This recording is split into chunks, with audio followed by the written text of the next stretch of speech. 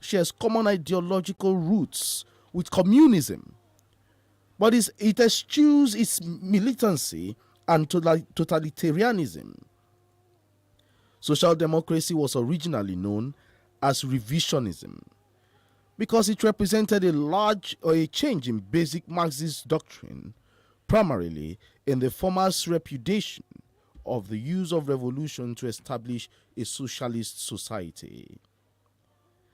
The social democratic movement grew out of efforts of August Babel, who with William co-founded the Social Democratic Workers' Party in 1869 and then effected the merger of the party with the General German Workers' Union in 1875.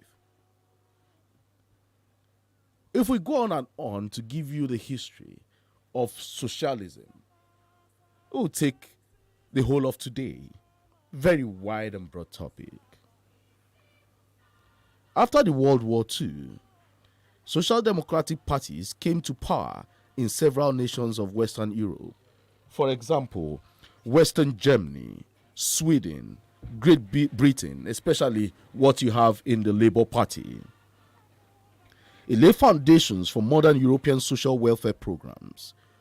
With its ascendancy, social democracy changed gradually, most notably, especially in West Germany. These changes generally reflected a moderation of the 19th century socialist doctrine of wholesale nationalization of business and industry. Although the principles of the various social democratic parties began to diverge along the line, certain common fundamental principles emerged. In addition to abandoning violence and revolution as tools of social change, social democracy took a stand in opposition to totalitarianism. Let us come to Nigeria. It is difficult to define which system drives the Nigerian economic model. The argument that it is capitalist may not stand. And why is that? Data shows that the ease of the acquisition of private property, freedom of choice, self-interest, and completion and competition, all of which are crucial elements of a thriving capitalist, or, if you may like, a market economy. These are absent in Nigeria. Nigeria ranks poorly in the ease of starting and running a business. This includes poor performances in vital factors such as registering properties and obtaining construction permits. In addition, there are well-documented problems of high transport costs, protectionist trade policies, and inadequate power supply, which altogether create an environment inhospitable to private sector development. These are factors that damage private business confidence. The key elements of the socialist system are also missing in the Nigerian socio-economic climate. In Nigeria, the means of production are concentrated in the hands of a certain percentage of the population as opposed to the entire population. This unequal distribution of control and consumption is, to an extent, aided by limited government protection for emerging businesses in specific markets and tax incentives provided by the Nigerian government for monopolistic companies. Perhaps the only element of a socialist economy which is present in Nigeria is the significant role of the government in decision-making and economic planning. Social democracy, socialism. I have with me in the studio, joining us from the United States of America, an aspirant under the Social Democratic Party. His name is Prince Adewale Adebayo. Prince, good morning. It's good to have you on the podium. Good morning. Good morning to you. Good morning to people of the state and all listeners. All right, your party is the Social Democratic Party. Before we go into your party, how is the United States of America, New York, precisely this morning? Well, it's early in the morning. It's quite dark and a little bit cold, but everything appears to be calm in this country. Thank you. It's not like what is obtainable here. The hustles and bustles early in the morning, 5 a.m. Everybody's out looking for a daily bread, looking for something to eat, and all that. Yeah, it's early here. It's about 4 a.m. So people will start coming out later. But with efficient transport system, you don't have to be on the road for 3 hours just to get to work. So people go out when they need to go out. You are a member of the Social Democratic Party, the SDP. And then I want to ask you first, before we delve into your socialism, your party, and all that, what is the ideology of the SDP in Nigeria? Well, the ideology of the SDP is what is contained in the Constitution. If you look at Chapter 2 of the Constitution, what we are for is that in an environment of free market that we have, you want certain social safety nets to be available to the people. That's why it's called a social democratic party. One, Nigerians should have opportunity to participate in the decision-making process. And the party should be inclusive in every way in which a party should be inclusive. Allow youths, allow women, allow people who are traditionally marginalized to be able to participate in decision making. Secondly, for the powers of government to be used for social intervention so that the social needs, what globally we call the social development indices, we should not be backward in those ones. Education, health, housing, basic infrastructure, and all of that. So this is what SDP is all about, that the powers and the resources of the Federation should not be used to service just a few. Because if you do that, you leave the rest in squalor. You leave them underdeveloped. And the wealth of the nation may actually be buried now, as we speak, in the ghettos. Because that's where your Elon Musk of this world will come out from. That's where your Bill Gates will come out from. That's where your Einstein will come out from. That's where your fella and Nicola Pukuti will come out from. So that's many of the footballers you find all over the world making money for their families and their countries. They are from the ghettos.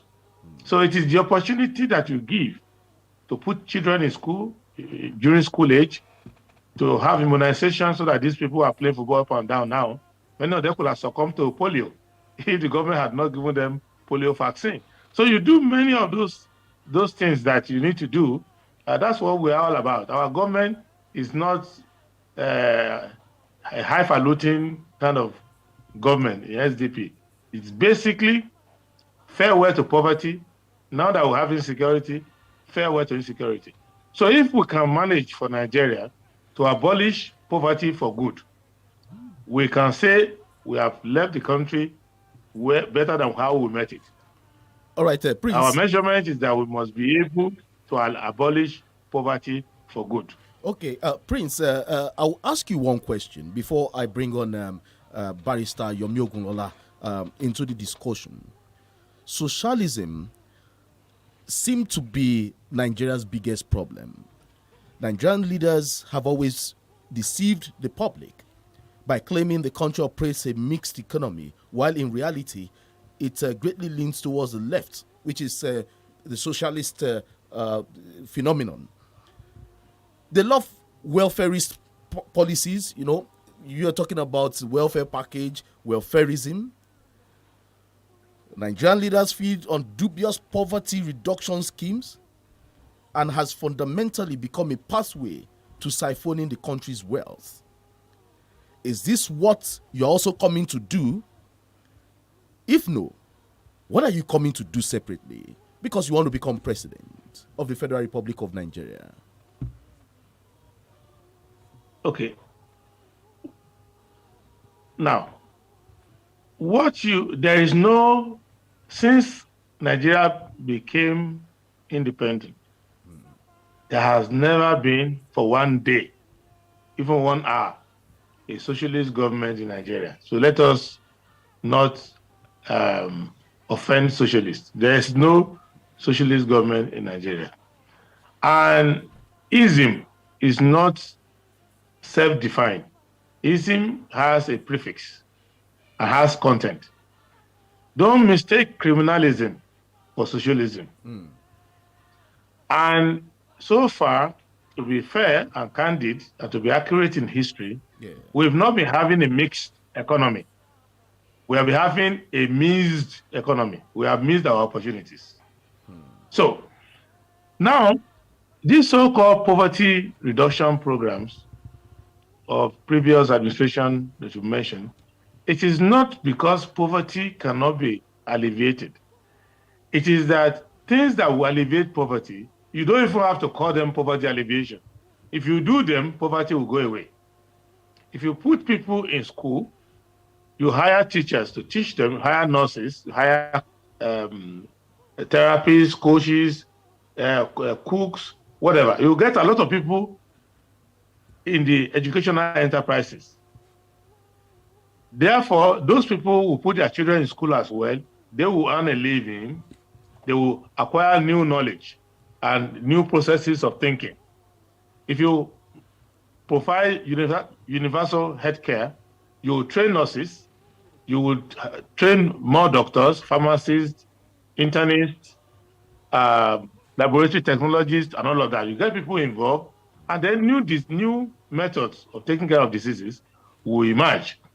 If you provide electricity and build power stations and all of those things that you need to do, you will train engineers, you will generate commerce out of it, and you will do all of that. If you put money in sports, you produce new generation of Adagwame, Yakini, and all of those.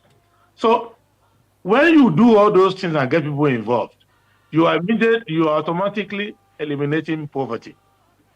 But if you make poverty a business, which is what some have done, the things that will eradicate poverty, as I've enumerated now, and more can be enumerated, they will not do them. They will just operate on the assumption of the permanence of poverty. So they will create, in fact, our government in place now created a ministry named after disaster, in which case they assume that insecurity will not go away and disaster will be a permanent thing, so that we'll have minister after minister who are in charge of disaster. So what I'm bringing differently is that you just have to, if you operate our government the way our government is supposed to be run under our constitution, every government, any government, will be able to eradicate poverty in 3 years.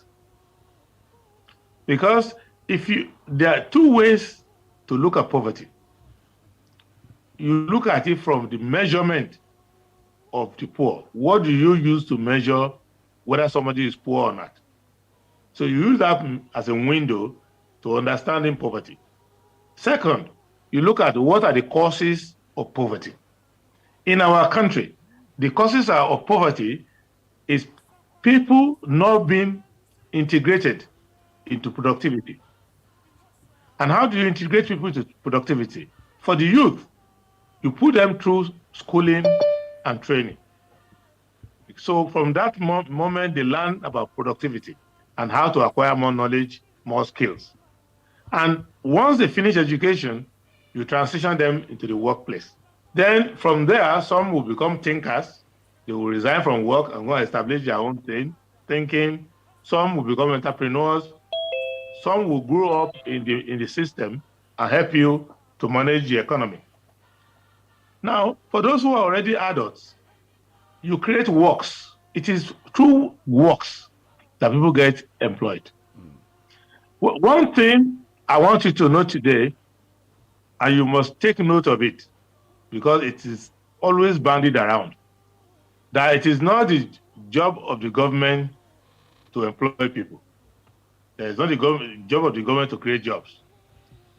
But you will have noticed that those who say so, even their own job is created by government. But they are only going to say, only they are entitled to be employed by the government. So the politicians who tend to say, oh, it is not the job of government to create jobs, they themselves have spent 20, 30 years in government, and their family members are employed in government. And when they are leaving, they put their family successor in government. So if government can create jobs for you for a lifetime, how can you say it's not the job of government to create jobs for another person? So for me, what I'm going to do differently is to make sure that the government spending goes towards education and training, social services, and employment of people. If you do that, you have eradicated poverty. Poverty in Nigeria is superficial. It's a surface level poverty. It's not a poverty that is deep.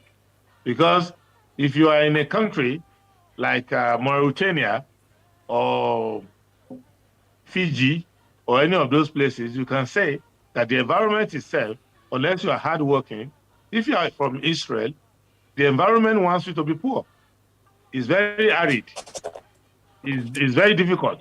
You can't plant. You can't do this. You can't do that. But the people of that country decided to work against poverty consciously. In Nigeria, it's opposite. The environment wants to fight poverty. The environment wants to eliminate poverty. But the government and the leaders or rulers of Nigeria have signed a pact with poverty. So they keep poverty in place. Even as the environment is working against poverty, they are instating poverty. Because from poverty, they can control the people. From poverty, they can waste the resources of the people. From poverty, they can keep people away from aspiring to leadership. So this is the reason. Poverty in Nigeria is man-made, is man-sustained, and is a program. So when they say they have a poverty alleviation program, what they have is poverty extension program. So for me, my administration will not focus on poverty alleviation program. That's why we say farewell to poverty. We have been saying farewell to poverty in SDP since 1993, when Abiola started saying it. Don't manage poverty. Don't alleviate it. Just eradicate it. And many countries, China, Bangladesh, Malaysia, Singapore, the Koreas, they've managed to do that, eliminate poverty. Say bye-bye once and for all.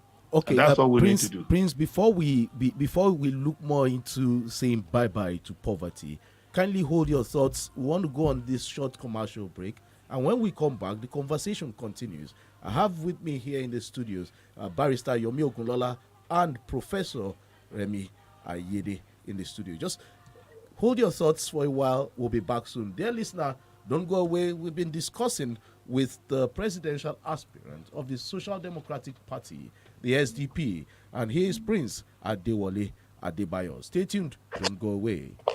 32 FM 94.9, filling the world with laughter. Any bitters reo, any bitters tideo.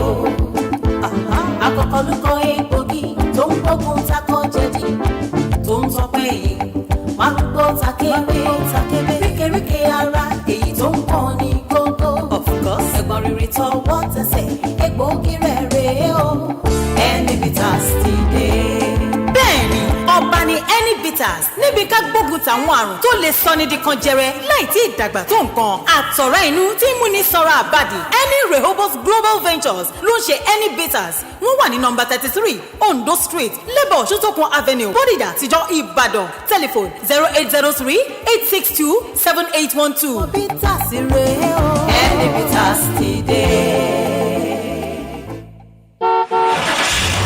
bá a ṣe láwọn akọ́ṣẹ́mọṣẹ́ dókítà tíṣẹ́yé bẹ́ẹ̀ náà la láwọn àwòrán àṣà mẹkáníìkì GMF Auto Services Limited bóyá ẹ̀ tí ìdébẹ̀ wò ní ọ̀jẹ̀ mọ̀ pọ́nmọ́nàmọ́pa àwọn erin lákàtàbù irinṣẹ́ ni ó diagnose mọ́tò yín kẹ́sẹ́ bí wọ́n ti máa fẹnu fapò sórí carburetor wait and get ni kò ní lọ kábọ̀ tí machine bá ti ń discover problem láàmú fix ẹ̀ lọ́wọ́ kan torí gbogbo original spare part ń bẹ́ẹ̀ lẹ̀ bíbá àwọn aláràlù àtàwọn aláràtúntà gan tó wá ń kó lọ́pọ̀ yanturu ṣẹ̀rí pé gbogbo ń tẹ́ fẹ́ lójú kan ló wà.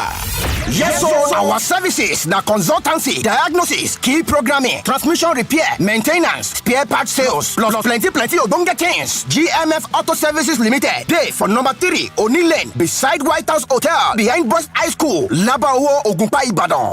ẹ kọ́ pé wọ́n lórí aago náà kẹ́ ẹ mọ bó ṣe wà sí 08066348917 08066348917 tó o bá fẹ́ kẹ́mi ọkọ̀ rí ogun GMF ni ó yàn láàyò.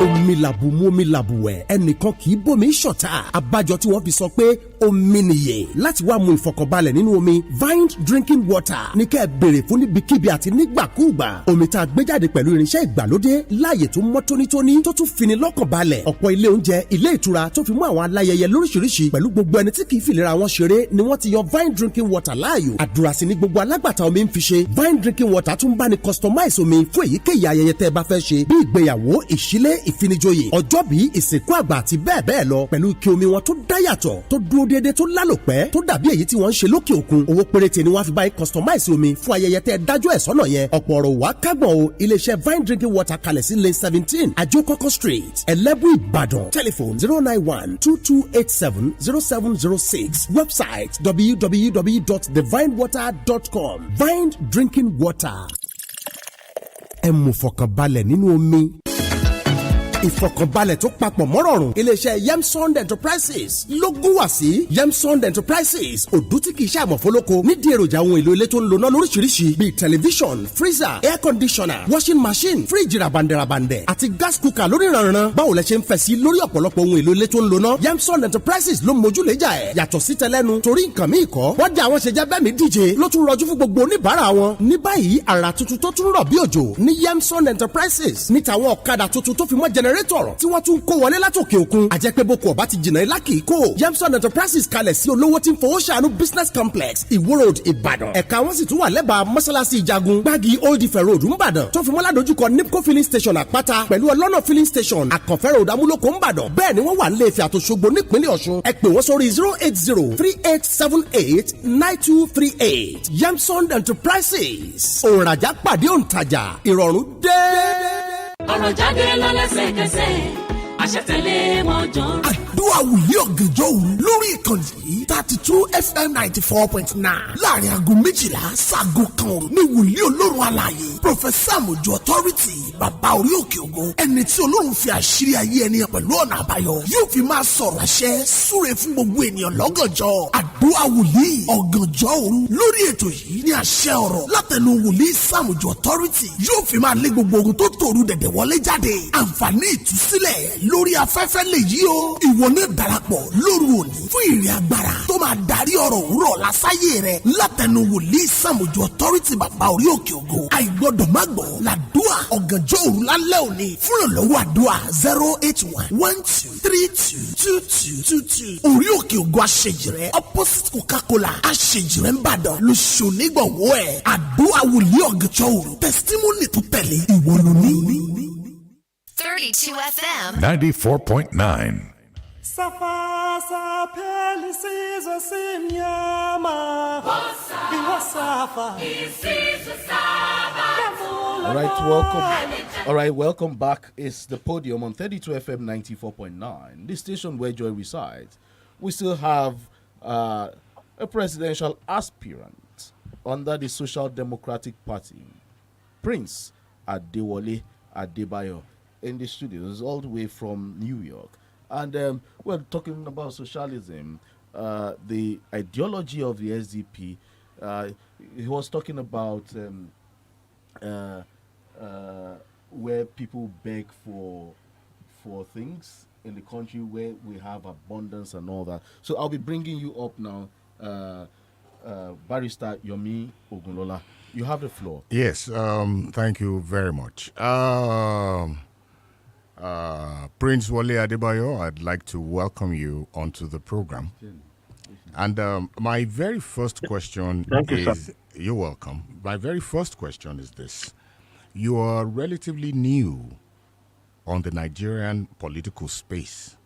As a matter of fact, some call you a neophyte, not intended to be denigrating. Nigerians don't know you. So perhaps this is an opportunity to sell yourself to the Nigerian voting public. Who is Wale Adebayo? Well, thank you. I'm a Nigerian. I'm a lawyer. I'm from Ondo State. And I've been a patriot all my life. I've worked all over the world, but I'm still back. I'm based in Nigeria. And I've created enterprises, institutions, and I've practiced law for over 2 decades. So that's essentially who I am. And I've made a lot of speeches regarding what I believe about the situation of the country. I understand the problem of the country to be that of insincere and incompetent leadership. And I believe that if we understand our problems and we are sincere about solving our problems are very easy to solve. And in places where we have demonstrated seriousness in the past, we've been able to quickly solve problems. We were able to advance against poverty, communicable diseases, and all of that. But in the past, rapidly, we were able to build universities, roads, and everything rapidly. In the past, when the country has less money and less qualified people, manpower. But now, we are unable to do most basic things because of insincerity of leadership. And I also have been advocating over the years that we need justice in this country. Social justice, economic justice, political justice, legal justice. And if you don't have justice, it will be difficult to have a stable democracy at all. And it's difficult to have peace, progress, and security. So that's basically my organizing philosophy in politics. With respect to political experience, I have advised government at different levels. I have never been in government, and it is deliberately so because I have been looking, since we returned to democracy, I've been looking for one government that I can say they are organized and committed to solving the problem of Nigeria, and that if you go and offer your talent, they are going to apply your talent in the service of the people and of the republic. But I'm able to know that basically it's about self-serving. And when the opportunity came that Nigerians want a new leadership, they want freshness, I thought it would be better to offer myself and lead a band of patriots or nationalists who are competent, who are determined. And that's essentially why I'm here. And I've joined the Social Democratic Party because first, it's the party of my youth. It's the party of MK Abiola. It's the only political party that I joined when I was much younger. Now, it's the party that I continue to be a member of. And the reason is that it's the party that wants to give the people an alternative. This is not the era where people advertise political experience, because those who have the most experience have brought the most disappointment. This is the period where we exhibit sincerity, competence, and determination and energy to do the work. So it's not about I've been a minister, I've been a governor, I've been a senator. Because if you have been all of those and you haven't solved any of our problems, of what use? You are just saying to us how many years you've taken advantage of Nigeria. So this is basically why I'm here. Okay. And if you ask further questions, yes, I can answer them. Okay, Prince, because I still have the floor before I hand over to Professor Ayede, who is itching to really battle you this morning. And my second question is from what you have said, respecting your coming into the political space as an alternative.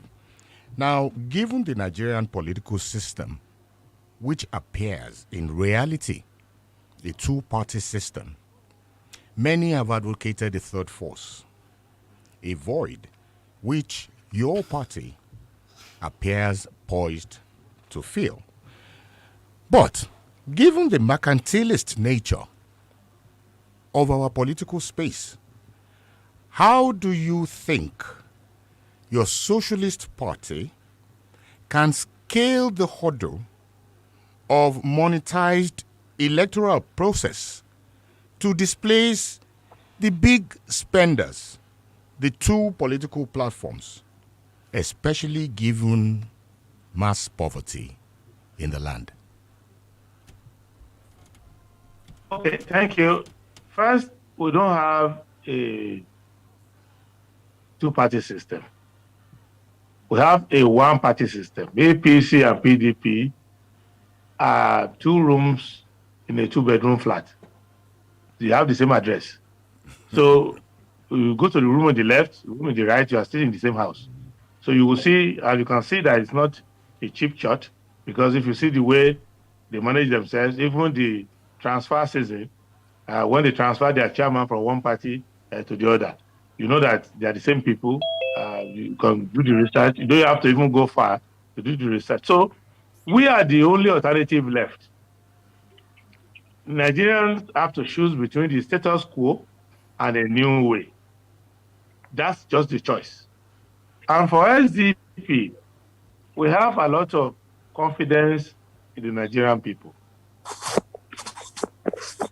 And the monetized politics has 2 levels to it.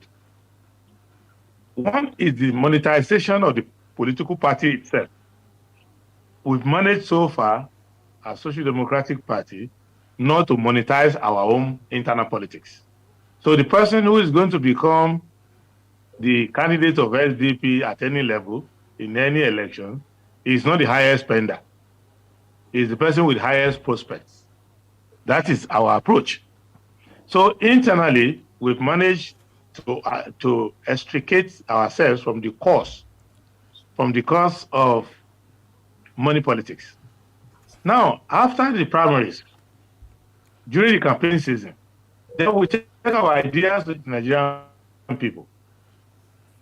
Well, I believe that Nigerian people are not going to be suicidal, where they will vote for insecurity, they will vote for continuity of poverty, they will vote for uncertainty, they will vote for outright indiscipline and theft of their resources. They are not going to vote for instability, because are they going to bandits to continue, or are they going to kidnappers to continue? So we believe that once we go out and make the case, the Nigerian people will follow us. And there's no amount of money. Nobody is rich enough in Nigeria to pay up all the voters. Where you have voter apathy and 8% show up, and the 8% that show up because the politicians actually pay them to show up. mainly. There you can say that money politics is going to determine the day. However, where the people come out on their own, inspired by the message that we present and the credibility that we demonstrate, I think that money politics will go by the wayside. I don't have any doubt that Nigerian people would rather live in peace than collect 5,000, 10,000. They'd rather be employed and have their children employed. They'd rather have school open, working, than have 10,000. It's just for us to make the case, and we're prepared to make the case. Remember that you have 186,846 polling units. And prior to coming of SDP, rarely was any party able to go to 40,000 of those polling units. So it was actually a case of no contest. And in many times in the past, the major political parties, other political parties, will feel no candidates. They will say, we endorse the candidate of this party or that party. So all of that environment is changing now. So I don't think anything is wrong with Nigerian people. I think that hitherto, up to now, we've not given them a credible platform. It is not that Nigerian people don't want democracy or they don't want free and fair election. They have not seen credible leaders. So I'm questioning our credibility. It's our credibility we need to work on, not the readiness of the people. The people are ready when credible leaders show themselves. And that's what we want to demonstrate. All right, Prince, before you go ahead, let's have Professor Remi Ayede. He's here. He has one or two questions for you. Good morning, Prince. Prof, how are you, sir? I'm very fine. I was just wondering that why you traced the SDP under the Fourth Republic to the SDP of the Babangida created political party on the platform of which the MKO contested. Are you saying that apart from the current SDP, you've never been a member of any other political party? I've never joined any political party in my life, home or abroad. SDP is the only party I've ever belonged to. Okay, when did you join the SDP? And I joined the SDP because I was a member of SDP. No, I'm asking when. When did you join the SDP? Yes, that's what I'm saying. I'm answering that question. Okay. I'm saying that the original SDP. Yes. I was in the original SDP. Okay. And after that, the Republic collapsed. We continued. I was in school in those days. Okay. So we continued our education, and then from there went abroad, practiced. So when I came back to Nigeria to start this political process, the first thing I did was to reach out to SDP. And in the last 2.5 years, I've been working with what we call the third force, trying to get all the other political parties to try to rally around so that we become one political party. You will have noticed, if you monitor the press at the time, with National Consultative Forum, we have the third force, we have the shadow cabinet, and we started trying to gather people together to try to put everybody together. But when we found out that, one, INEC is not in the mood for merger and all of those other structural reforms of the political parties. Secondly, that many people are addicted or committed to their own political party. So I decided to now go to my own political party, SDP, and pursue what we are doing there while we are still having the third force discussion. And so far, many of the third force elements, NSAS, all of them have also come and started joining the SDP. So that is my odyssey in political party membership. Okay. When you were talking earlier, you were talking about energy and determination, which I think is very appropriate for a party like the SDP. But to my surprise, when CHIKE asked you about the manifesto of your political party, you didn't seem to be at home with it. You rather took us to the second chapter of the Constitution, the Directive Principle of State Policy. So I have this feeling that you are not familiar with the manifesto of the SDP. That's why I was asking you, when did you join? I'm familiar with the manifesto of the SDP, but our manifesto is it's derived from our Constitution. Our Constitution itself derived from the Constitution of Nigeria. And my job as the philosopher for our manifesto is to point to the Nigerian people that what you call SDP manifesto is manifesto of Nigeria, because Nigeria is one of the rare countries where we do not base our political manifesto on what political parties write. It is written in our Constitution what the government must do. And when we discuss internally in SDP, we link our manifesto on social democracy, of access to education. Those are programs.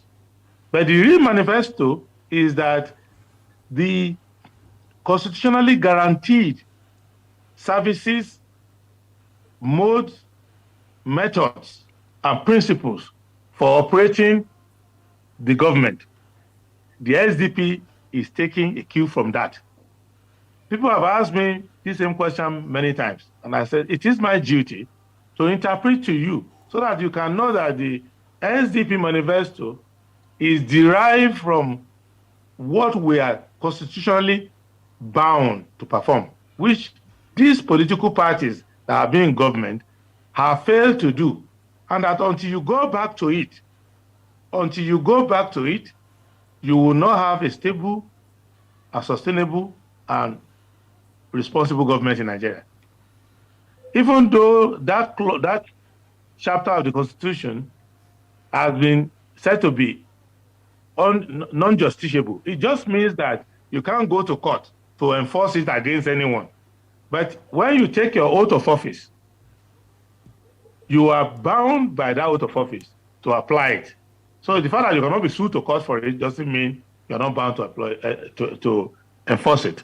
But what I'm making it clear to you is that SDP manifesto is essentially an adumbration of Chapter 2 of the Constitution.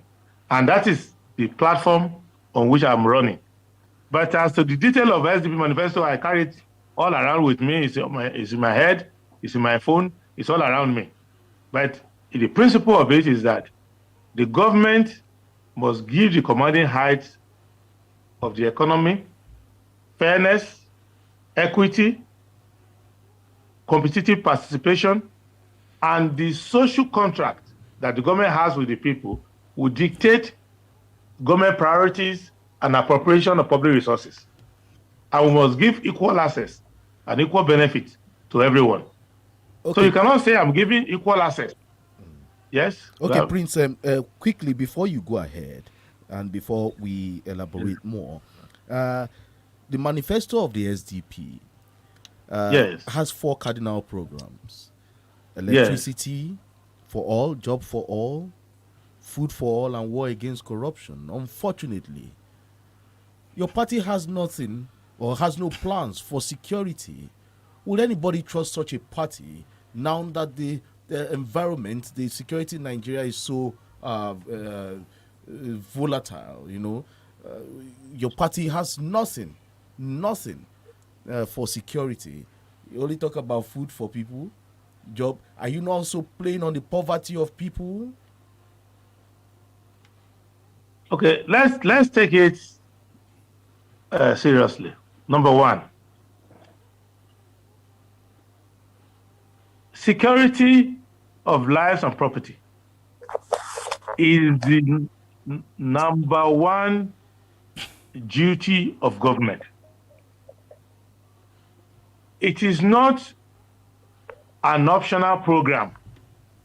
A government that functions is not supposed to be I am not aware of any country in the world where provision of security for lives or property is a manifesto. It's the very essence of the existence of government. If a government cannot secure lives and property, that government does not exist. It's not a government. The mere existence of government guarantees life and property. That is why we've been advocating and we're telling people that what we have in the name of a government is not a government. It's just a band of incumbents, navel-gazing and taking care of themselves. They are not a government in the sense of it. And if a fight breaks out in your studio now, neither of you can walk up to a police station and expect to be treated civilly. You would have to encounter, we don't have this, we don't have that, you need to give us money to make statement, we need to buy fuel in our car. So basically, that's just non-existent government. Now, with respect to whether we are playing on poverty, we address the problem of the day. In Nigeria today, the problem of the day is poverty. And when you talk in terms of insecurity, we've also told people many times that don't equate security with law enforcement. If you don't have food security, job security, economic security, you don't have security. So a political party that has a very sound program for eradicating poverty, for job creation, for giving you social and economic security, has given you security. The rest is just pure law enforcement, which is not supposed to be dependent on the government of the day. Nigeria under SDP will get to a point where a policeman will not need the governor or the president to do his job. When you have rule of law, the rule of law exists independent of the government of the day. If the government of the day itself commits a crime or facilitates a crime, the rule of law apparatus of the state would apprehend such persons. If the Attorney General commits an offense, he will be arrested by a policeman. If a minister or a judge commits an offense, he will be arrested. So it is not a government program. It is just what you should have in a civilized setting. What is the government program are the things which you can appropriate in your priorities. But things which you must do at a minimum, you must do them. So you are not going to have a political party that says that when we produce a governor, the governor is going to come to work every day. He's bound to do so. So now, if you look at Nigeria, any person who wants to take up public responsibility, who is not able to address poverty, has not started at all. Because our poverty is embarrassing in the sense that in 6 months in Nigeria, in just 6 months, a determined government will eliminate hunger, it will eliminate squalor, just in 6 months. And then in a period of 4 years, we'll have institutionalized a process whereby nobody can be categorized by United Nations or any indices as living in poverty in Nigeria. Other countries may have spent more years to do so. You can say it took China a generation. It took another country. They are not as blessed as Nigeria is. They don't have immediately convertible wealth.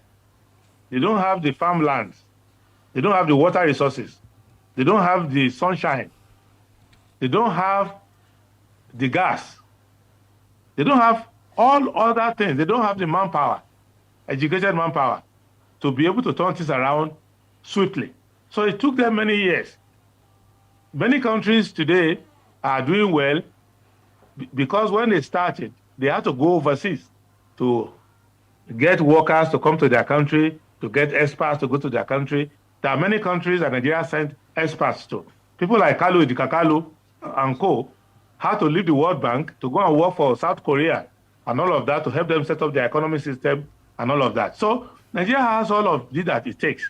So I think that it will be wrong and unjust and unfair for us not to be able to set up a government that will eliminate poverty in 1 year and institutionalize the abolition of poverty completely within a term of one government.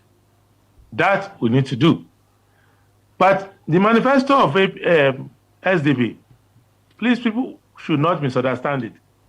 Those things you see there are programs under the manifesto. So we have the broad manifesto, then you have programs that we propose under the manifesto. But the principle at the manifesto of SDP is to have a social democratic society where it will reflect what we have in Chapter 2 of our Constitution, where every Nigerian has equal access to opportunities, to amenities, and the commanding heights of the economy will be so well balanced, so equitably balanced, that every Nigerian from any part of the country can have full access. But these things are not theoretical benefits. If you don't give someone education, a hungry man cannot run for governor. So even if we say our politics is fair, any Nigerian of age is entitled to run for governor, to become a senator. You have excluded hungry people. You've excluded jobless people. You've excluded people who are sick and have no medical care. It's only when you have provided all of this that you can say we have equal access. But if a person is jobless and they need to raise 100 million to run for president, but they are jobless, and all the people around them are hungry, how have you given them access? You have given them an unattainable access. So that is why SDP is breaking it down. And that's why we are explaining it in a non-academic way to the people to understand that what the SDP is trying to do for you is to give you that the realization of the dream that we have in our Constitution, that anybody from anywhere can aspire to any position without having to follow anybody. But to do that, you have to free people from poverty. You have to free people from want and fear and uncertainty. It's only when you have done that that you can say, I've given them other access. And to do any of these things require you to deal with the social issues. You have to deal with the social issues. And the social issues have to do with the primary needs of people. People need safety. People need food. People need housing. People need healthcare. People need economic participation. They need to, if I'm a welder in any part of your state, I need electricity. So you cannot say that I should be a hardworking welder and there's no electricity for me to do my work. If I'm a trader, I need to be able to go from Dugbe Market to Onitsha to buy something and come back. So all those amenities that you provide for me would show that I can now make my own contribution to the economy. And that's how we are approaching it in SDP. We are not approaching it in an academic way or ism. We are looking at it from a practical point of view. All right. Okay, Prince, before we go on a break, let's get one more from Barrister Yomi Ogunlola, quickly. Yes, Prince. Because we need to go on a break. Exactly. Now, Prince, Nigeria has been in democracy for near 24 years. However, rather than ameliorate the sufferings of the people through the provision of the supposed dividends of democracy, Nigerian masses have been further impoverished. The middle class delisted, and the gap between the haves and the have-nots has considerably widened. Now, given the unfriendly world economic climate and the dwindling fortunes of state parties to the global economy, if the third force is able to wrestle power from the incumbent, how do you and your party plan to realize these lofty dreams or ideals of your party? Okay, thank you. First, it's news to me that we have been in democracy since 1999. I think we've just been in civil rule. We've not attained democracy because in democracy, people don't buy votes. In democracy, you don't need billions to run election. In a democracy, participation of the people is guaranteed. In a democracy, police don't beat people. In a democracy, people don't have long detentions. In a democracy, those who are in charge of law enforcement don't take political direction. So we are working towards democracy. And I believe that when SDP is in power and your humble servant here is president, then people will start knowing the difference between civil rule and democracy, because we are going to give you democracy. Now, global economy is not the problem of Nigeria. Whichever way Nigeria, the global economy goes, Nigeria is always advantaged to win. And whichever way the global economy goes, Nigerian politicians are always advantaged to waste. So we should look inwards and look at the husbandry of our resources. That is where our problems lie. Even the usage of our time, which is God-given time on earth, is not properly used. You will see a lot of government hours spent on nonsense, going to escort president or governor to the airport, and then go and line up to receive him back, or to go for one social event or the other. A lot of party issues are being deliberated upon using government time. If somebody is a minister, even the president, during working hours, will spend time on party issues. They will go inside the State House to go and discuss party issues. So that's something that is just obvious, time management. Then you go into resources. The crude oil, which is an excuse for not working in Nigeria. Our other resources, gas, which is enough. If Nigerians wanted to be idle, our gas resources are enough. Nigeria is worth at least 30 times the US economy in gas. That's how big our gas reserves are. Then look at agriculture. Look at all of this. So don't let us talk about global economy. Let us talk about productivity at home. We have a large enough market that akara seller, it is conceivable for a person selling akara to become a millionaire if we are consuming our own akara.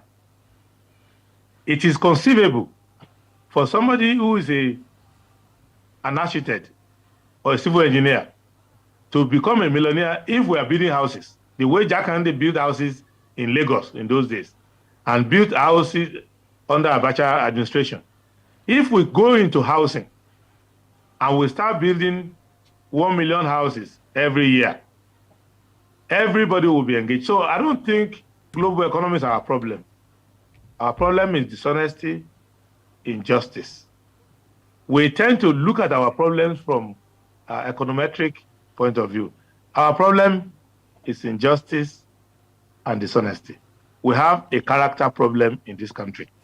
And if we address that character problem, where people show up and use public resources for public need and use public time for public purpose, I think we will solve our problem without having to go into esoteric discussions.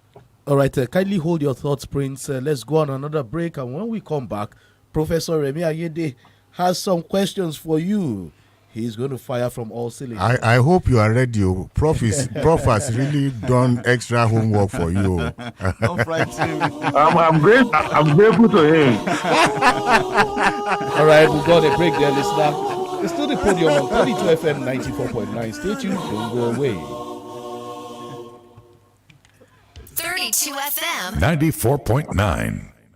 The Truth 2022. In Jesus' name, there shall be signs and wonders. It's the season of revival. Come receive the touch of God for exploits. A City of Hope Foundation cordially invites all and sundry to its citywide crusade with the theme, The Truth. The Truth 2022 comes up from Thursday 16th to Saturday 18th June 2022 at the Liberty Stadium from 4:30 p.m. daily. Ministry, Prophet M.O. Olowere Baba Automatic, Bishop Francis Walioke, PFN National President, Reverend Samson Ajitomobi, Oyo State PFN Chairman, Pastor Moses Lano, Christ Life Church, Maryland, USA, Apostle Clement Oluolajimi of Shining Light World Outreach, and Dr. Francis Bola Akin-John of Church Growth International. Ministering songs are Evangelist Dr. Bola Are, Evangelist Dr. Bukola Akinade Shenwele Jesu, and others. Ministers Conference holds at 9 a.m. on Thursday 16th and Friday 17th June 2022 at Okeado Baptist Church, Liberty Stadium Road, Ibadan. Come, know the truth, and be permanently set free.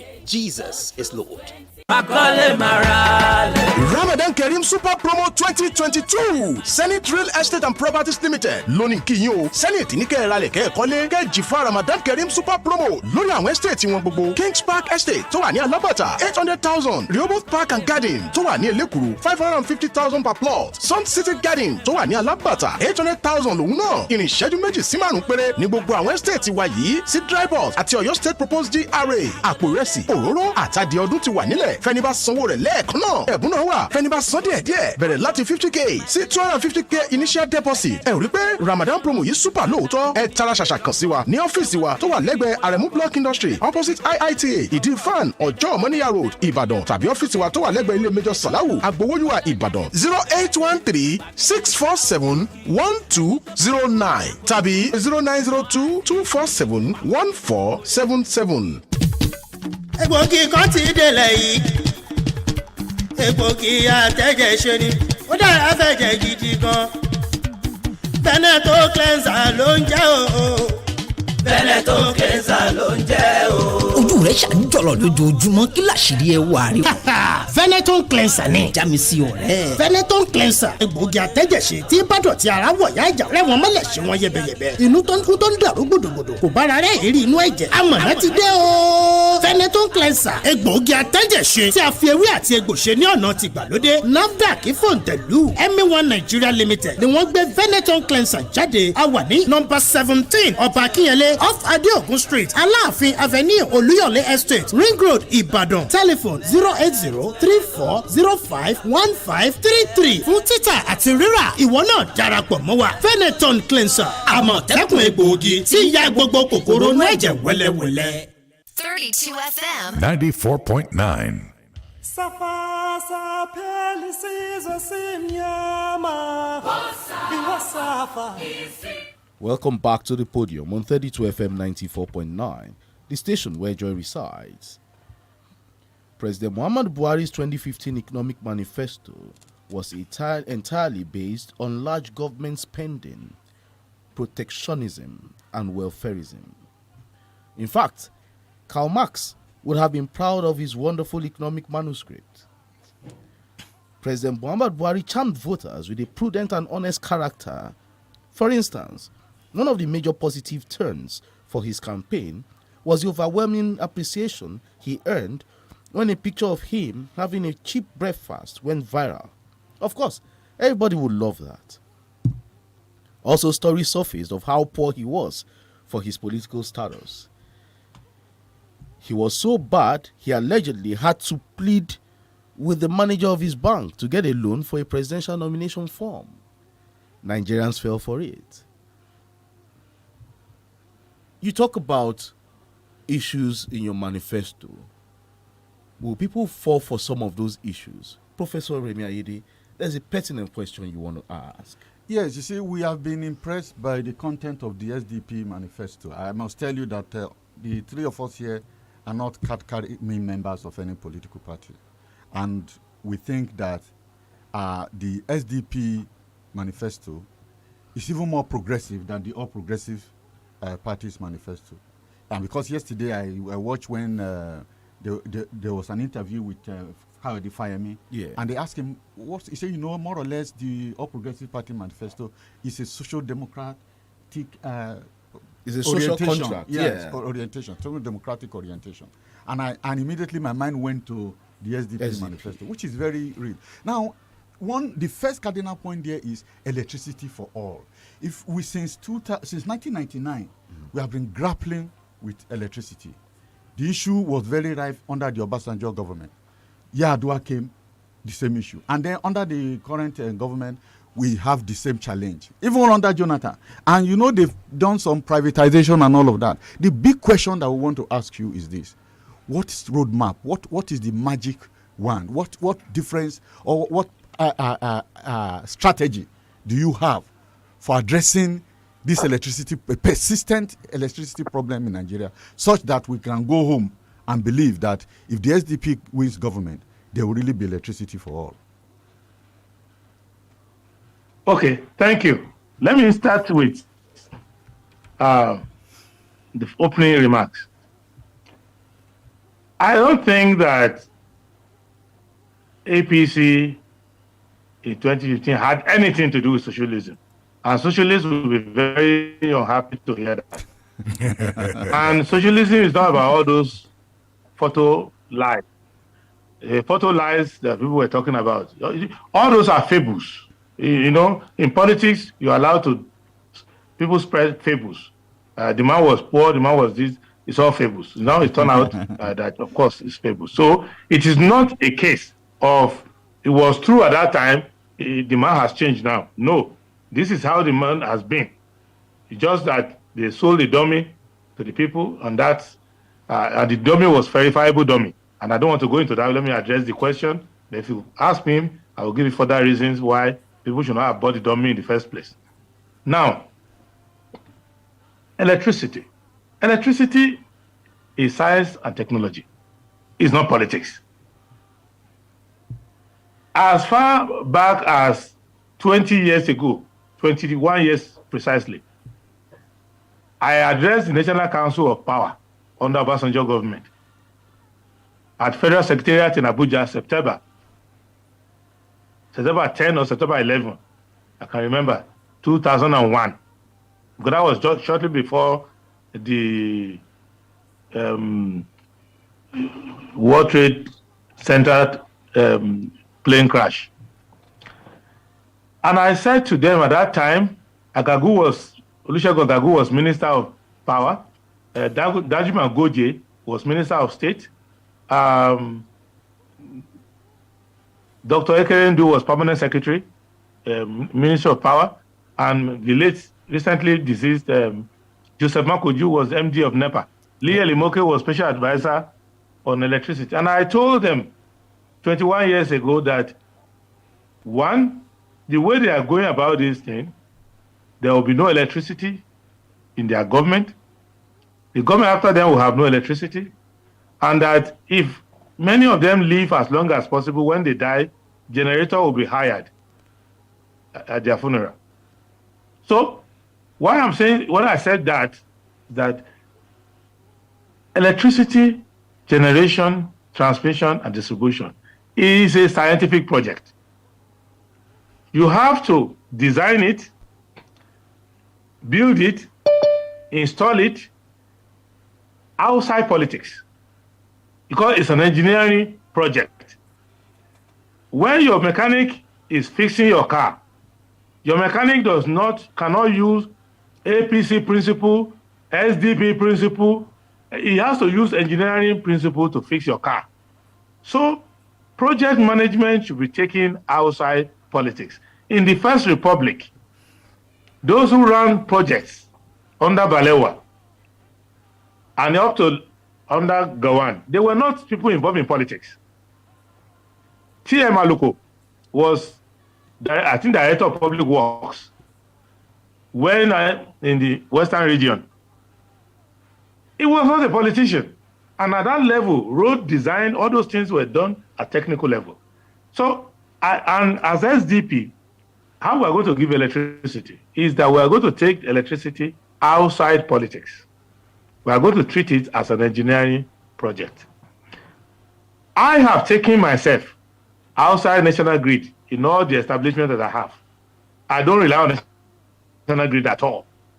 And I've been able to generate electricity for myself. And don't look at me. Look at your neighbor who is next door. He's able to go and find 200,000 naira somewhere, buy one generator, some 75,000, who buy a better past my neighbor generator, put petrol in it, connect the wire, electricity will come. How is it that a market woman in Agbeni or Dubai Market or Mokola can go and buy a generator, connect that generator, wire, electricity will come, and that person will be using it for as long as possible. When it has a fault, they will repair it. How is it that the whole country can't do it? There are 3 reasons. And if we eliminate the 3 reasons, you have electricity. 1, the intention is to steal money from it. Go and find out from memo of place, government to government. The procurement politics of it is the beginning of your problem. There's an amount of money, huge amount of money, recently that we paid to Siemens, handled by the late Abakari under Buhari's government. Nobody is mentioning that one now because it's late and everybody's distracted. But somebody later will remember that we paid so much money to Siemens recently. What happened? So the procurement opportunity allows for thieves and people want to siphon our money. They know that we love electricity, that we cry for it, that we yearn for it, and we need it. So they will use it to hijack the public resources. So a lot of procurement that can never lead to electricity is being done. That's number 1. Number 2, the idea that we can run a national grid is ludicrous. You don't need to run a national grid. If you have a national grid at all, it should be called National Emergency Grid. It is not your main supply. What you will do is that Ibadan has a cluster, Lagos has a cluster, Port Harcourt, Maiduguri, wherever. So for Maiduguri, for Borno State, floating our solar on Lake Chad alone may supply enough electricity for Borno, for the Northeast. They don't have to be part of your grid. Lagos, by using gas turbine and floating turbines, can take care of electricity. Ondo State, all the riparian states that are by the water, they have a different way to generate electricity. So this is how you do it. You cannot say national grid. You cannot sustain it because electricity is one service that if you get 99% right, you still haven't gotten it. Electricity is not provided until I can use it. So, what we are going to do differently is that, 1, we remove the procurement theft that people do. 2nd, we go away from the idea of having a national grid as the main supply. We create clusters. 3, you cannot privatize the benefit and socialize the cost. It is never done. This approach of having discos who are rent collectors, but they cannot guarantee the product, we eliminate that. We work out a way to ease the discos and create a system where anybody can generate electricity and sell it. For example, I as a person, in all the places where I have establishments in Nigeria, I generate excess electricity. But nobody is to take them from me. I give some to my neighbor, but that's all. So I am capable of taking care of electricity. And there are many people who are capable of taking care of electricity. University of Ife could decide to use all its resources and energy and generate electricity for itself and supply to the Ife community. UI can do the same thing for Ibadan. So many companies, if you license flour mill, they can generate electricity and sell it the excess. That's how it's done in places where electricity has become a guarantee.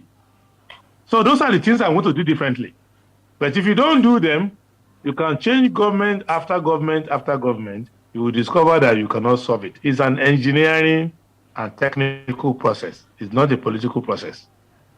You just give leadership to those who can do it. All right, Barrister Ogunlola. Yes, Prince. I also want to narrow, the discussion to another area, another problematic area in the Nigerian political space. The educational sector. For quite a while, we have been having incessant strikes and what have you, members of the academic community against government, and that has caused a lot of problems, not only for the students, but also for parents. What, in your view, could be responsible for the lingering ASU government crisis, and how can it best be resolved? It is the simplest problem to resolve. But let me start with a 2-point caveat. ASU strike is very bad, but it's not the worst that can happen. The worst that can happen to a country is to be shunning out half-break, poorly trained graduates and giving them paper. Go into the world ignorant as you came. So that is the worst that can happen. For teachers who will not teach properly, students who will not be exposed properly, they are selling handouts, they are not reaching 1/3 of the curriculum, but they get graduated anyway and they go out. That is worse than strike. So a strike is bad enough, but that other one is worse. Second, education should be depoliticized. It should not be associated with one government or the other. It's too important a national issue to be politicized. So the way I'm going to go about it is this. Education is a self-regulating sector. There's peer review. You cannot become a professor or even on a PhD or even do your master's or graduate or your project without some form of supervision and, as you advance, peer review. So it's a self-regulating thing. So I will professionalize education. That's what you need to do. Education should not be a government program. It should be a professional service. You train teachers who train future teachers, and you run the school. You need educational expertise to run the schools. All the government needs to do is not stand in the way. Government needs to guarantee resources for running the school. That's all. Government needs to collect taxes, do everything, encourage us, find ways to support the school system so that our kids can start school on time, have the best exposure, and be useful members of the community in their life. So what I will do is to try to remove government hand from education. And government hand is in education for 3 reasons. Government hand is in education to corner the money that is meant for education. Education is a big ministry. Excuse me. When a political party comes to power, they're always struggling who becomes education minister. Because that person has now the key to the kingdom. Third fund. All other funds becomes a play area for them. Second, preferments and appointments. vice chancellor, this and that, vice chancellor, who goes where. So all of these things is the reason why government intervenes and interferes in the system. Third one is that the government does not want an intellectual community to grow outside its influence, because when you have an intellectual community that is free thinking, that is, you pay them well, they can live well, they can write well, they have seen in the past the role that the academia played in cautioning government, in taming governments. So a well-paid professor who has a research grant, who is able to go around the world, teach his students free, it will be like a jingo, Jeep professional of Ife. It will be like an Olorode. It will be like an Olorode. You have the Ibadan Ife collective. You have the Ibadan collective again. You have all of them coming out. So this is what made them to say, this sector, we must impoverish them. And this has remained in government program over the years. So the Social Democratic Party, SDP, and an Adebayo presidency will put an end to that. I will do three things. One, I will take the third fund and other funds. Prince, I don't think it's the right time for you to start campaigning. It's not the right time to start campaigning. Let's just hold on for the time for campaigns. You asking the question? Yeah, we're asking, but let's wait for the time for campaigns before we do that. So we don't fall under the acts of our regulators. Yeah. Okay. Thank you. I was never going to say vote for me. But you're telling us what you do. Let's just hold on for that. Let's just hold on for that. Let's hold on that. When the time comes, we'll still engage you again. Okay. So the question of what we will do differently, can I answer, or that has been guillotined now? Well, because what we do, everybody, like what Prof is saying, like what Prof asked, everybody, in fact, virtually all political parties have this issue of fixing electricity, but nobody has come to say this is how we will do it. You know, Barrister Yobi Ogunla was saying, the other time, he said Ghana for about 25 years have not had issues of electricity. How did they fix it? How was it done in Ghana? Do you have any special? Is there any bionic I power? just gave you how. You know, so the question now is how. Now. How? Yes, he gave us three explanations. He talked about. But there's a question that comes out of that. Okay. Which is, you say you're going to depoliticize those things. In other words, you are talking about addressing vested interests. How do you deal with vested interest? Exactly. Because when Obasanjo came, the first thing he did was to say this is a major problem, and he set up the ICPC and the EFCC. Yet the problem has not gone away. Okay, let me say something. The most vested interest is government. So if you are saying you want to deal with vested interest, the most vested interest is government. If the government itself has a need, people with vested interest, it's just lip service. Please, let us get away from this notion that because a previous government failed in doing so, in what they said they would do, that thing is difficult to do. It's not difficult to do. The problem is this. People either don't know or they pretend not to know that the vested interest in every crisis is the government itself.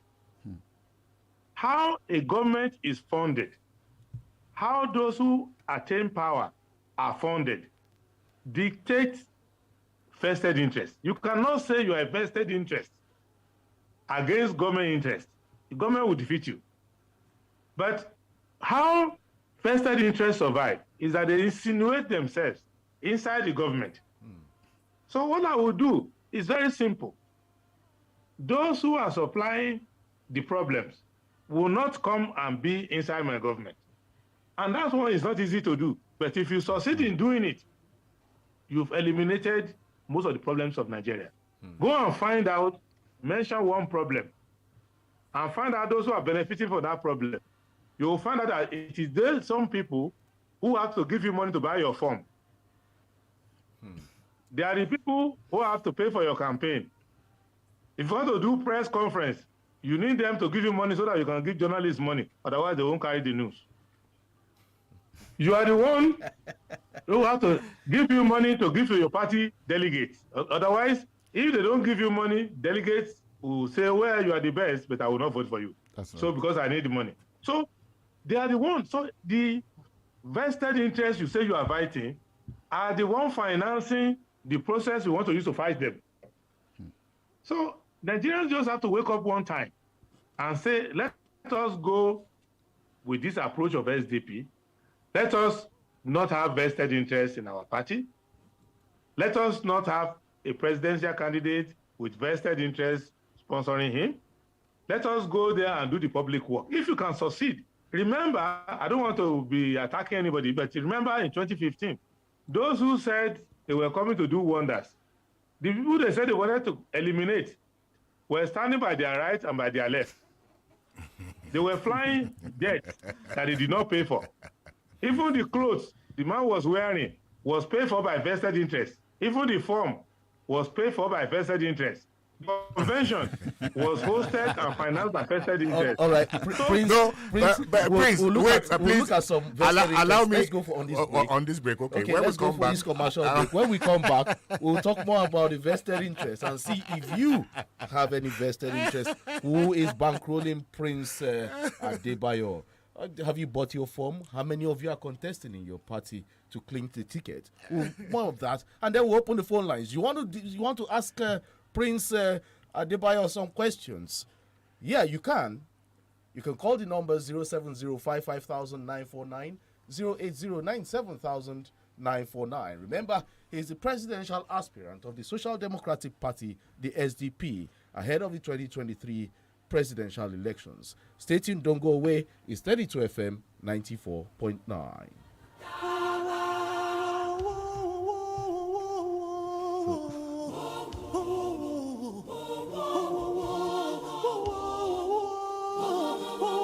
Kenyan. And I used to fear their rejection. Omo, I used to beg for validation. And I used to wait to be seen.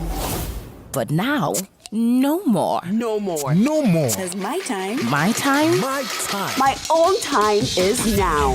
So what are you waiting for? Untitled Malta. Be your best.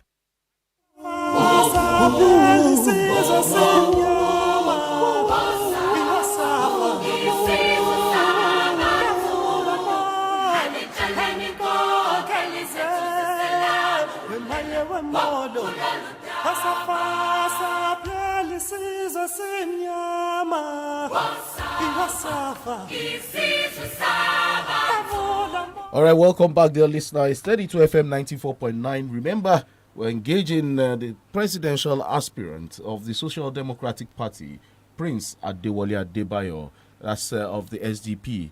You can engage him too, dear listener at home. You can join the conversation 0705 5949 and 080 97949. Those listening in diaspora, especially, we have one from Germany. You can engage Prince Adebayo on +234 906 2000 949 +234 906 2000 949. Prince, hope you're still there. Barrister Yomi Ogunlola has one or two for you. Yes, Prince. I warned you earlier that Professor Ayede came prepared. He loaded his materials on a wheelbarrow like fella did the other time when he was going to court. Now, I have just this question left, and it is related to the question I asked, last on education. In answering the question on education, you said education should be left to professionals.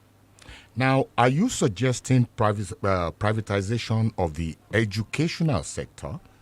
And if your answer is in the affirmative, are you also considering the poverty of the people, which may negate the drive for education for all with minimal cost?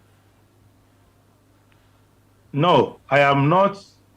Privatization is not what I'm talking about. Professionalization. Okay. Teaching is a profession. Okay.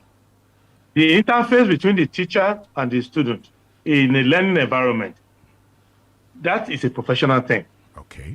It's just same thing as lawyers going to court or a surgeon in the theater.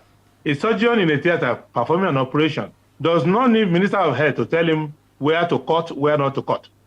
So we should not teach teachers what to teach. We should set a national goal of mass literacy, education for all, skill acquisition. We set all this general educational policy. Then hand over the running of the school. Right now, many things that have to do with project. There's a third fund that will go to university, be the ramshackle place for them and say, we built something for you. If you go to my alma mater, University of Ife, it annoys me the most because the original things built there, you could see the quality. Then when you see third fund, I know this, they just built cow sheds. So allow the university to manage their resources, manage their time, do their recruitment. Don't say you are doing NIPPA, whatever nonsense, because they know how they count productivity of the university. A university lecturer who leaves a university and goes to Canada for 2 years is going there to learn and bring the knowledge back. So if you ask him to be signing integrated pay system, something, you don't understand how they run the university. A professor who is sitting down, talking, who is not doing anything, who is not talking. Okay, the phone lines are open now. You can join the conversation. 0705 5000 949 080 97000. Who is not saying anything? Okay, let's. I think we're having a we're having network. Yes, issues with the network. However, we'll still get that fixed in a bit. We have a phone call now. Okay. Hello, good morning. Okay, 0705 5000 949 0809 7000 949. Also have the international number plus 23490 62000 949. We'll have you to engage Prince Adewale Adebayo, a presidential aspirant of the SDP. Hello, good morning. Hello, good morning. Hello, good morning. Can you speak up a little bit? My name is Nadia. Okay. Okay. We're having telecom network issues. We're having internet issues too. Hello, good morning. Hello, good morning. Good morning. Good morning. Yeah, good morning. My name is Alfatai. Okay. So, are you listening to me? Go ahead. I can hear you. So, I want to ask the presidential aspirant, as it's very obvious that the seat for president is not a seat for a president or a seat for an aspirant who does not know what to do. Has he ever had a political idea? Has he ever had a political experiment to lead these countries? That's just my question. Thank you so much. Okay. Thank you very much. I think we are having a problem with the network. Yeah. I doubt if Prince Adebayo heard your question, but the anchor will write down your question so that if we're able to establish communication with him, which I think is just coming up, yes, he would read out your question so that he is able to respond appropriately to it. Okay. 070 I think we lost the connection at that point. Oh, yes. Okay. Wonderful. Okay. It's nice to have you back. Welcome back. It's nice to have you back. One person called now and asking, part of the questions he asked was your political experience. What political experience do you have coming on board as a presidential aspirant? Well, the political experience, is it political experience? Well, political participation First, let me make it clear. The political experience is simply that I understand democracy. I understand the principle of it far better than most who are just in it for money or for occupying offices. I understand the role of society. Studied it. I know it. Constitution inside out. Know the role of with the office I'm going for, responsibility of the office, the ethics, the character. Okay, the competence. Prince, kindly hold your thoughts the there. office requires. We have a caller on the line. Hello, good morning. Okay, go ahead. I want to ask the presidential aspirant two questions. My first, I don't know if you are hearing, so I'm not hearing you. Can you make your questions very brief? Just two questions. Oh, sorry, we lost you there. We lost you. You can call back. You can call back 0705 5000 949 and 080 979 Okay, hello. Hello, please. I understand that you're hearing me. Yes, we can hear you. Just make it brief. I want to ask him. We have seen police collecting bribes on the street. We have seen so much being done by our security forces that are highly corrupt. I want to know what you think you will do to solve this problem, because before I think the first point of solving the problem of corruption is to stop the police from being corrupt. The police, if it is tools to use for corruption, it's being stopped from corruption. I think it will get corruption fight going in the right way. My second question is, what are you going to do with the issue of security? I want to test your knowledge of Nigerian problem by asking you, how much do you think you will need to settle security? Okay, Kolawole Kazim, your second question is not clear. Probably you re-asked that because the line cracked then. Okay, we didn't get the second question. Yeah, we didn't get the second question. We could not get your second question. The lines went, became muffled. Yeah. However, the first question, Prince, are you there? Yeah, the first question. No, please let him respond first. Hello, Prince. Prince, are you there? Yes, sir. Are you also listening to the question? Telephone? Yes, sir. Oh, wonderful. Okay, so you can take up the question there. How do you intend solving the problem of corruption? Yeah, I had the first question, but the second one was made a bit muffled. Yes. Okay, so you can please respond to the first. Okay,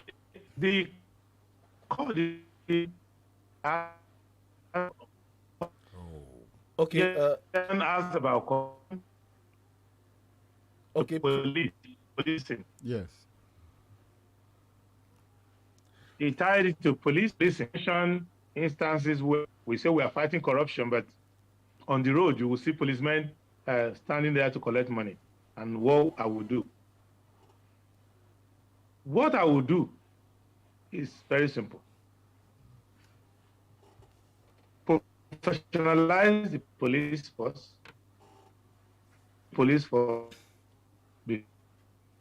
Before you can perfect the police force. These are the 3 P. If you don't professionalize the police, know that then the policeman is more important in Nigeria in the enforcement of the law. Because people don't see the president. It is the policeman they see. The policeman is the ubiquitous symbol of government. So the only way to tackle it is for me to have a pact with the leadership of the police, because I will have to choose an IG of police.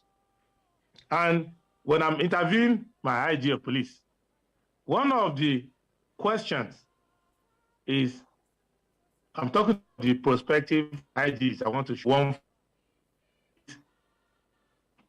What will you do if you hear that a policeman collected 20 naira somewhere anywhere, what will you do?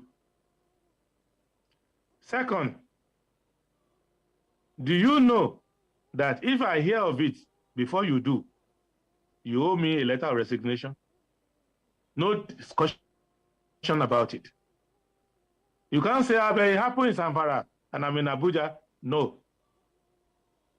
The chairman of the National Secretary of SDP now, Dr. Oluwagunloye, was a pioneer Corps Marshal General of Road Safety when Shoyinka was the chairman.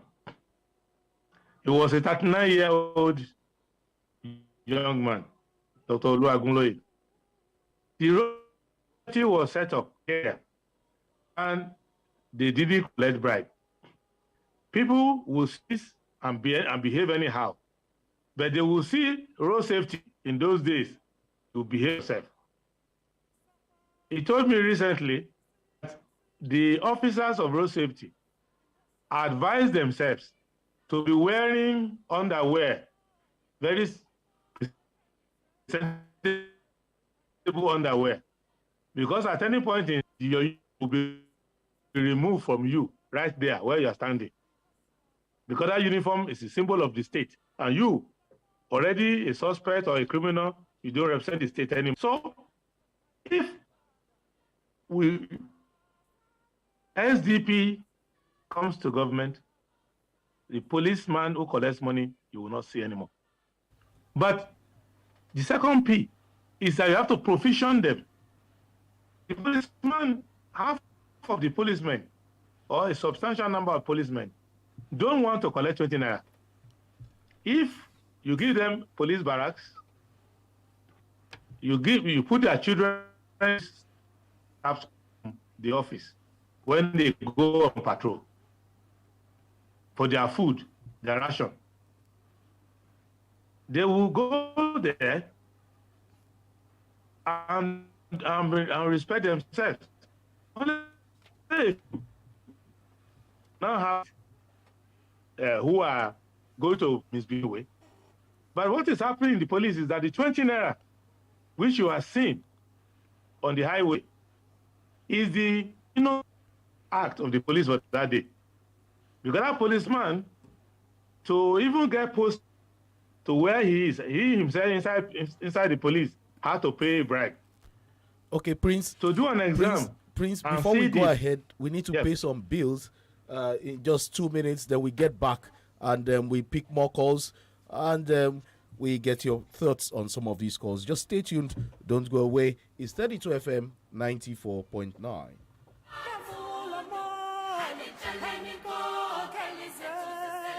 pẹ̀lẹ́ ọkọ mi tí n bá fi gbogbo ewé ìpapọ̀ tán kọ́ wa gbé mu nǹkan kò kú ní ìsẹ̀mí rẹ nítorí pé ọmọ ọwọ́ kò kú lójú ọwọ́ bẹ́ẹ̀ sì ni ọmọ ẹsẹ̀ kò kú lójú ẹsẹ̀. sista mi kí ló dé kílẹ̀ fẹ́ fi gbogbo àwọn ewé tẹ́ ẹ já kalẹ̀ yìí sí àti wípé ṣé ẹ mọ orúkọ táwọn ewé ń jẹ níbi pé mọ iṣẹ́ tí kọ̀ọ̀kan wọn ń ṣe lágọ̀ọ́ ara ẹ jẹ́ mọ́tò dákùn nǹkan tó ń ṣe ọmọ yín ẹ wo ọ̀tọ̀ ní nǹkan tẹ́mi ń bá bọ̀ wọ́dọ̀ yín tẹ́lẹ̀ ṣé ẹ ti gbọ́n pa àjọ̀dún ọdún kẹtàlá iléeṣẹ́ mi one naturalist care. tí ẹ ti yá apọ́dún mẹ́tàlá nù. bẹ́ẹ̀ ni àǹfààní tí wọ́n wá fi kalẹ̀ fún gbogbo àwọn tó bá wá bí àjọ̀dún ọdún kẹtàlá àwọn olóṣù kan gbáko yìí ni pé lákọ̀ọ́kọ́ ná ọ̀fẹ́ lẹ́ gbà káàdì ẹlẹ́ẹ̀kejì ọ̀fẹ́ lẹ́ ṣe àyẹ̀wò láti mọ gbogbo tí máa ń ṣe yín lágọ̀ọ́ ara ẹ̀dínwó ńlá tún wà fún gbogbo àwọn oògùn tó ti iléeṣẹ́ mi one naturalist care jáde tẹ́ ẹ bára lọ́dọ̀ náà ó dín dín oṣù kan sì ni wọ́n fi ṣe bẹ̀rẹ̀ láti ọjọ́ kejì oṣù karùn-ún títí di ọjọ́ kejì oṣù kẹfà. níbo wà níbi ìpàdé wọn àti pé aago mélòó ni lójoojúmọ́. Number 17 Aláàfin Avenue Olúyọ̀lé Estate Ring Road Ìbàdàn aago 9 àárọ̀ sí 6 ìrọ̀lẹ́ lójoojúmọ́ ni. àmọ́ ẹ mọ́wó díẹ̀ dání o torí àti jẹ àǹfààní ẹ̀dínwó lórí àwọn oògùn tó ń ti iléeṣẹ́ mi one naturalist care jáde tẹ́ bá rà fún ìtọ́jú ara yín lọ́jọ́ náà. fún mi nọ́mbà wọn. 08034051533. ní iléeṣẹ́ mi one naturalist care àlàáfíà lójú o. kọ́ńkọ́ alágógó kó máa ró.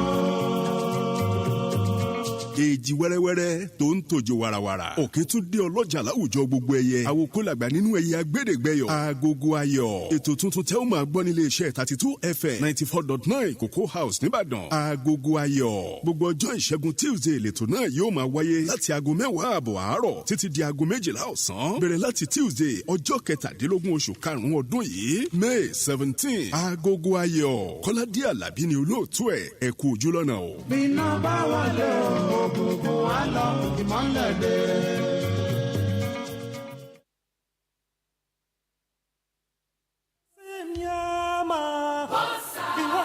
Alpha. This is the Sabbath.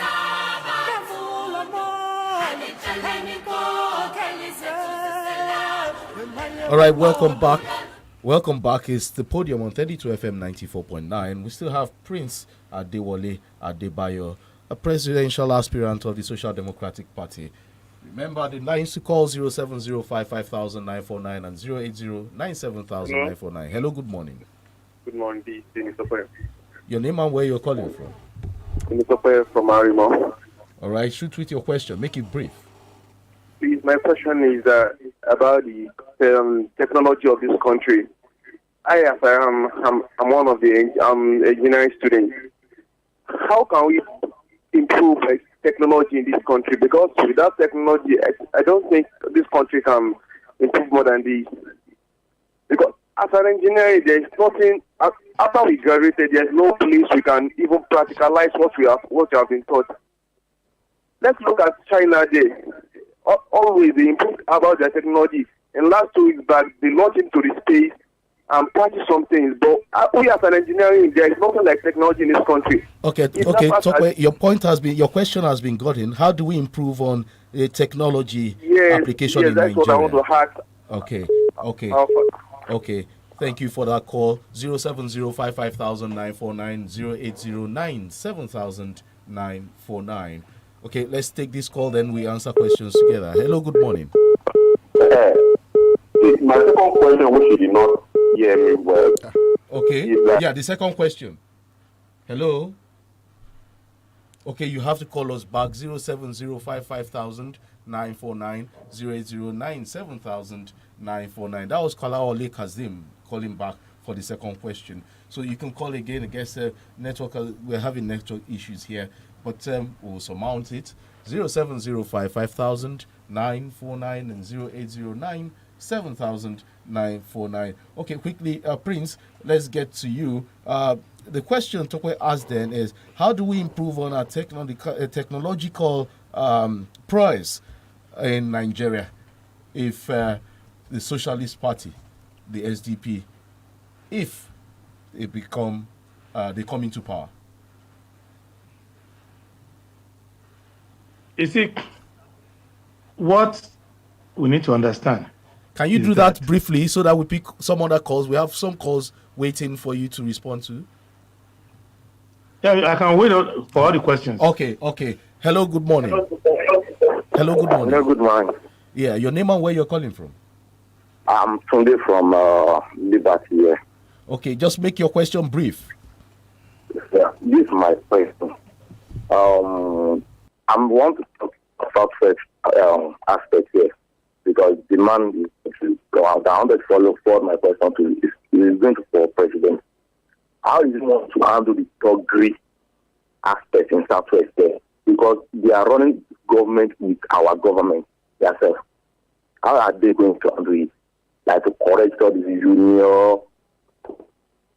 Because they are having upper hand on citizens. They are not union. Okay, I get your question. Okay, Prince. How to eliminate thuggery within transport unions? That's what he's asking. Not only within transport union, within the political space too. Okay, all right. That's one other question. There's 07055500949 08097000949. Let's take these questions together, and then Prince answers. Just wraps it up. Okay, let's answer these two questions immediately. One, Prince. How do we improve on technology in Nigeria, and then how do we eliminate thuggery in politics in Nigeria?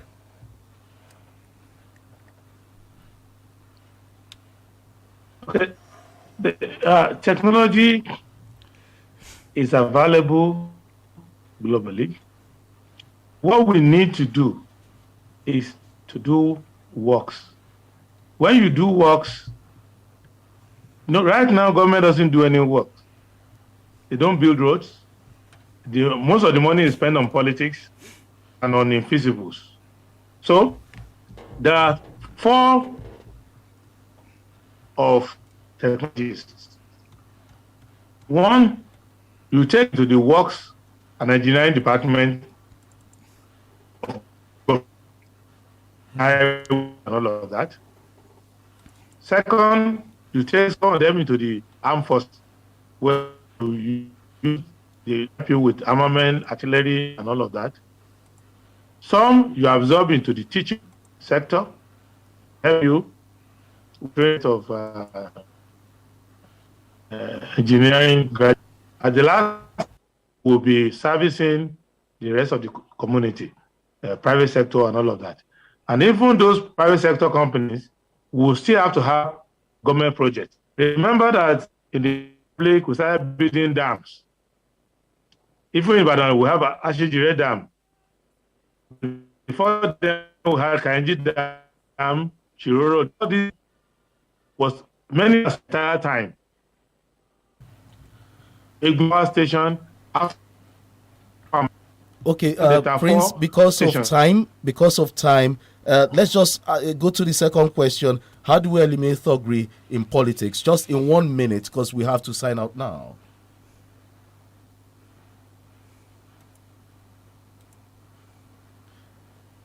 Are you there, Prince?